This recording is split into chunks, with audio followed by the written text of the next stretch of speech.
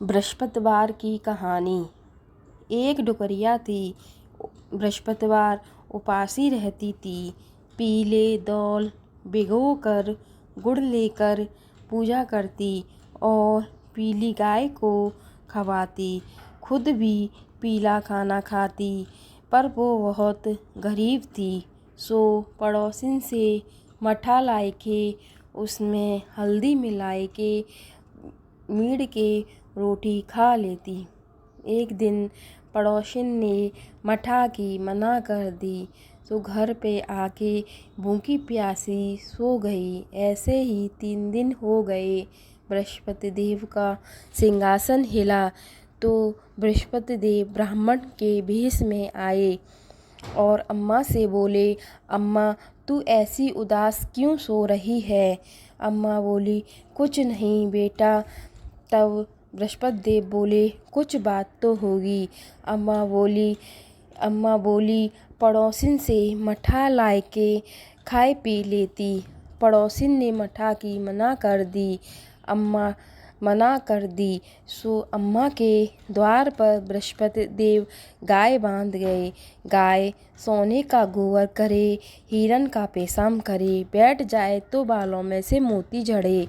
पड़ोसिन ने देखा, तब पड़ोसिन बोली, अम्मा तेरे गोबर कूड़ो तो मैं साफ कर देवे करूँगी। अम्मा बोली, ठीक है बेटा। अब तो अम्मा को मठा दे दे करे, गोबर हीरा मोती खुद ले जाया करे। एक दिन ब्राह्मण के भेष में बृहस्पति देव आए।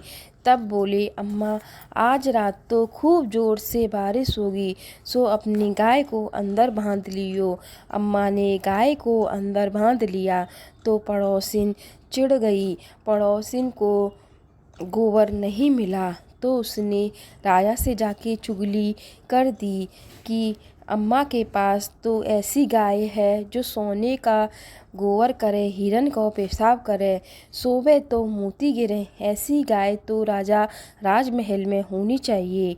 राजा ने गाय लेने के लिए सिपाही भेजे तथा धरती पे गलीचा बिछाए दिए। अब तो गाय ने बदबूदार गोबर बदबूदार पेशाब करी। सबरी नगर में बदबू फैल गई। राजा को गुस्सा आया। राजा बोला, पड़ोसिन को लाए के फांसी पर चढ़ा दो। पड़ोसिन बोली, राजा हमें फांसी पर क्यों चढ़ा रहे हो?